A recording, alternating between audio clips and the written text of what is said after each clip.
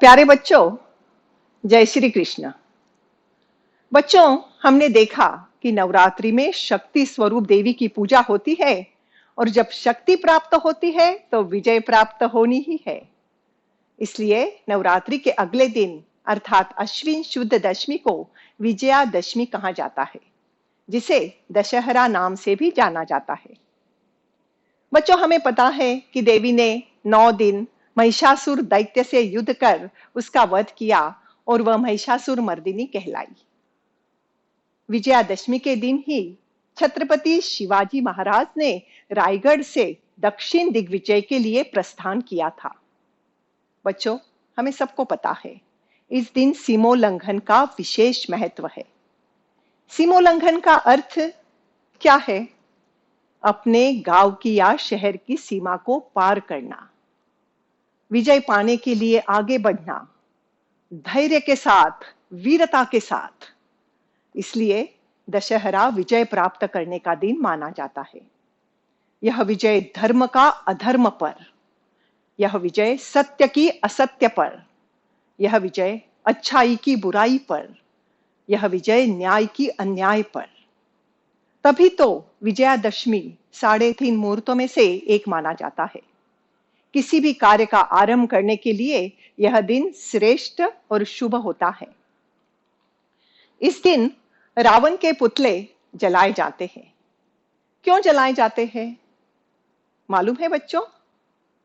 इस कृति के पीछे बड़ा सुंदर विचार है। हमारे अंदर की रावण जैसी दुष्प्रवृत्तियों को जलाना है, भस्म करना है और राम जी जैसी सत प्रवृत्तियों का अंगीकार करना है। बच्चों, हमें भी विजय पाना है हमारे दुर्गुणों पर, आलस्य पर, क्रोध पर। हमें पानी है वीरता समाज के विकास के लिए। हमें पाना है शौर्य बुराई खत्म करने के लिए। हमें पानी है विद्या हमारा अज्ञान मिटाने के लिए। तभी हमारा सीमोल्लंघन सफल होगा।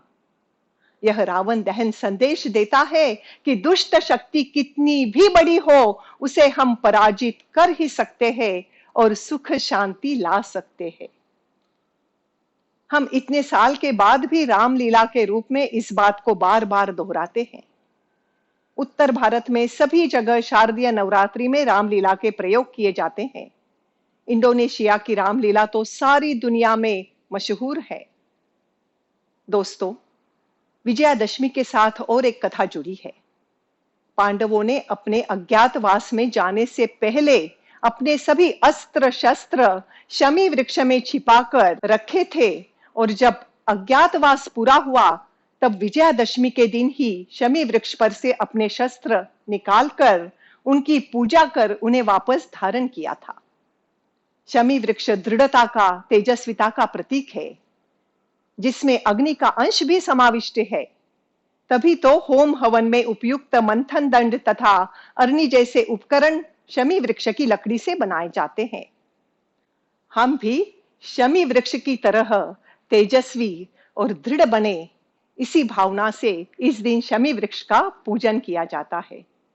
शमी अनेक औषधीय गुणों से युक्त है, अतः आयुर्वेद में भी इसे विशेष महत्व है। बच्चों, पांडवों ने तो अपने शस्त्रों की पूजा की, लेकिन आज हम देखते हैं कि समाज में लोग अपने अपने साधनों की पूजा करते हैं।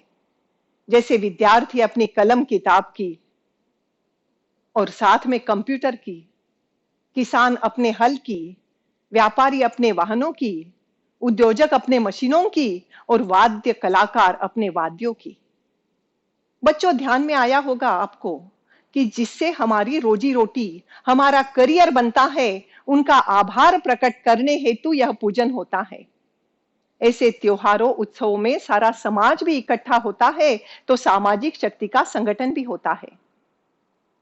बच्चों, कर्नाटक, राजस्थान, उत्तर प्रदेश, बिहार, इन सब राज्यों के साथ भारत के सभी प्रांतों में बड़ी श्रद्धा तथा भक्ति के साथ दशहरा मनाया जाता है। मैसूर के दशहरे की तो शोभा ही कुछ और होती है। दशहरे के उत्सव में एक भव्य जुलूस निकलता है। इस जुलूस में बड़ी संख्या में हाथी, घोड़े, बैंड बाजा और रथ भी शामिल होते हैं। वाकई में यह दृश्य बड़ा देखने लायक होता है। तो बच्चों, देखा आपने, विजयादशमी का त्योहार कितना अर्थपूर्ण है। यह भक्ति और शक्ति का उत्सव है। यह सारी बातें जानने के बाद जब हम दशहरा मनाएंगे तो हमें और अधिक मजा आएगा।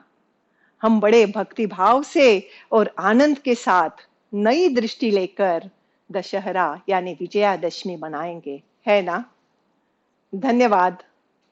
जय श्री कृष्ण।